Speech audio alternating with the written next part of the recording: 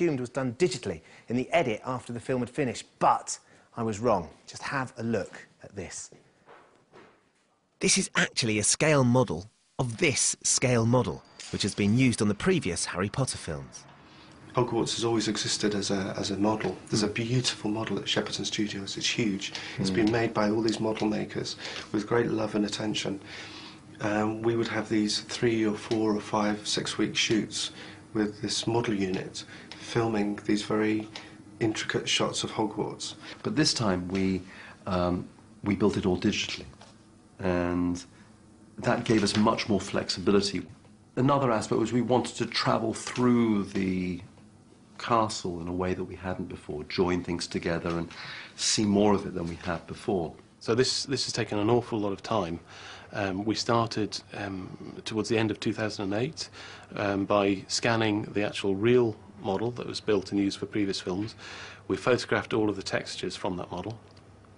And then we did sort of several days of surveying real castles and buildings in England and Scotland, taking lots of real stone textures and architectural details, such as the windows and the leading and all of the sort of drain pipes, everything that makes a building look real.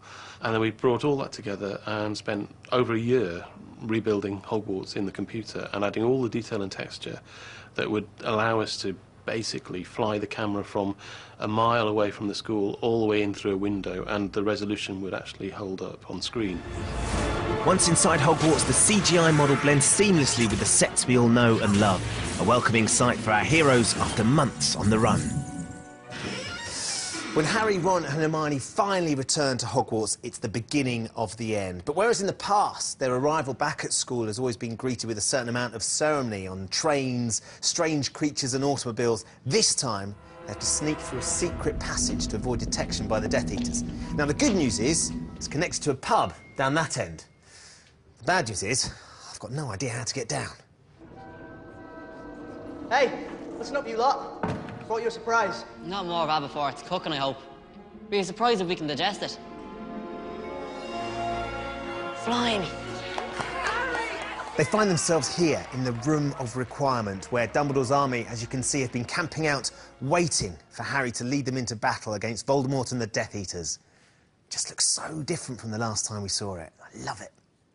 It's kind of like the Lost Boys, you know, like there's like hammocks and sleeping bags everywhere and radios, and it's kind of like this secret gang, which is really cool.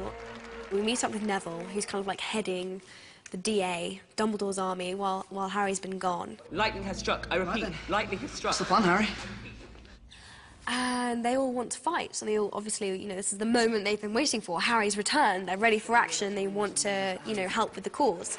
Okay, stop killing me before you don't it. One of my favourite characters in these next 2 films is Matt Lewis, Neville. All the while he's been a kind of bumbling... Kind of, yeah, a bit useless and doesn't really, you know, who wants him in your army? Expelliarmus! He leads the army this time, and he really, you know, when Harry has his short lapse and he's not there, he really, you know, stands up and does one of those sort of Braveheart speeches, you know, they may take our lives, it's great. I was getting teared up even though I was on the other side.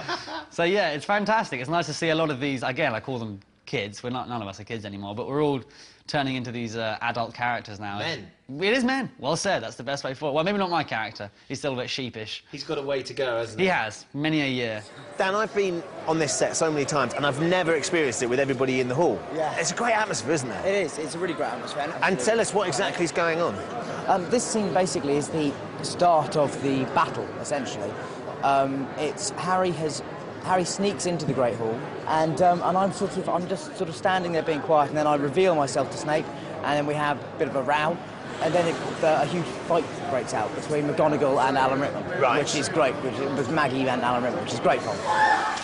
At that point, you've just emerged in front of all the students, yeah, and they're all quite excited to see you because their hero has come back. Absolutely, it is the hero enters. It is that, it's, you know, and it should be a really exciting moment, especially because I've got some great action movie lines in this scene.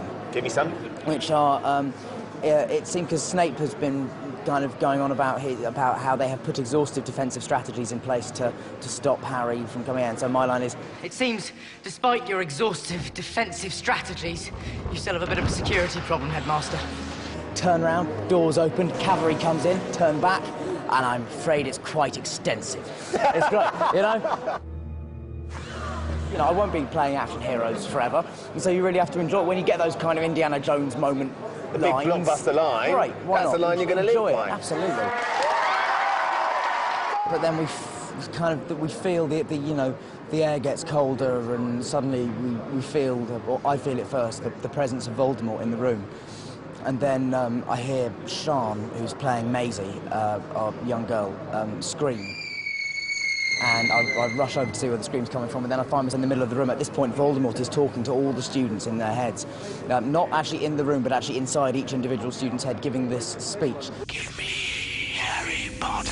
I think the word he uses, no magical blood will be spilt if you give me Harry Potter. And so then the room sort of all looks round at me like, are we going to let you die? What are you waiting for? Someone grab him!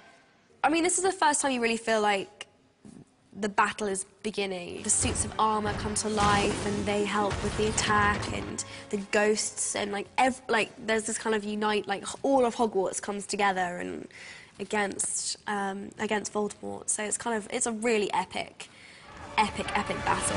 Get inside! Take cover! A significant chunk of the film is taken up with this epic battle. It takes place all over Hogwarts.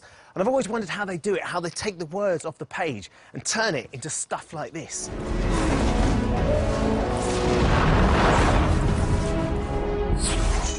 One of the most complex things about the final battle, as we began to call it, was the scale of it. So in order to prep and design the shots that David wanted, we have to do a lot of what we call pre-visualization, where we build simplified models of the environments, create lots of characters and extras, and then we plan and animate large amounts of the sequences so that we can design the action and the things that we're calling virtual, which in this case was everything outside the courtyard of the school. So that included hundreds of Death Eaters, the giants, the spiders, the Dementors, the CG creatures. The process to pre-visualise such a large amount of work took over 9 months. It was nearly a year's worth of work with a small team of about 5 people. It looks extravagant because we're having to animate the whole sequence, but it's basically a really useful tool for everyone to understand what's going to happen and prep and plan and then shoot the necessary elements accordingly. For all that high-tech, state-of-the-art CGI, there are some things at the heart of the destruction of Hogwarts that are distinctly old school. Sid, tell me a little bit about what you boys are doing, because it looks like you're making rubble? We're making rubble out of polystyrene blocks, which are fire retardant as it happens. We start off with the process of getting the sand on the bed, sifting it to make sure it doesn't have any lumps and bumps in it, and then we bring our rock bag up here and we dip it into dipping latex. This is the latex you found in? This is dipping latex. And this bath here takes about the biggest size you possibly can get in a block. Each side's the drain tank, and when it's ready, as it were, drained off, then we bring it back to the bench and carefully coat it with sand. So, this looks like a great fun process, but why on earth are you doing it? Because if on the set itself, you wouldn't be able to move a ton of rocks just like that. But this way, a guy can move fill a bag up and he, in theory, has a ton of rocks. It took the rubble makers 3 months to make 400 tons of fake debris. Then it took 10 people 3 weeks to dress it into the set. I love destroying things. Is there a part of you that gets very satisfied when you think, right, we're going to take something? I mean, how do you go about dismantling this? Is it, I know you don't, this is all careful, but is someone actually got a mallet or a hammer at some point and